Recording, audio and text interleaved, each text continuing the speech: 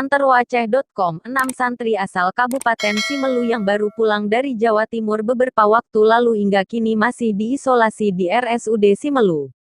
3 di antaranya sudah dinyatakan positif COVID-19 berdasarkan rapid test.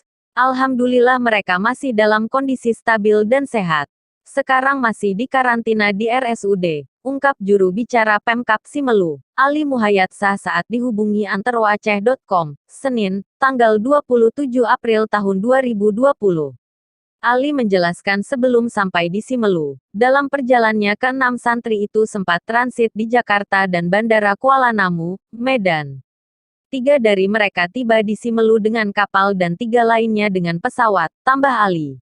Sementara itu, Direktur RSUD Simelu Dr. Farhan mengatakan, saat ini pihaknya masih melakukan pemantauan perkembangan kesehatan 6 santri tersebut, dan rencananya dalam waktu dekat ini akan dilakukan rapid test tahap kedua.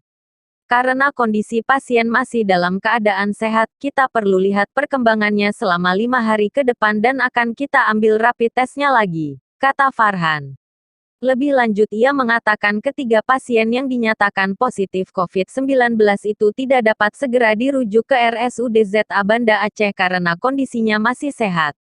Secara protokol kesehatan seharusnya mereka isolasi mandiri di rumah. Tapi kita ambil langkah biar mereka fokus dan dapat diobservasi kesehatannya maka kita isolasi di rumah sakit.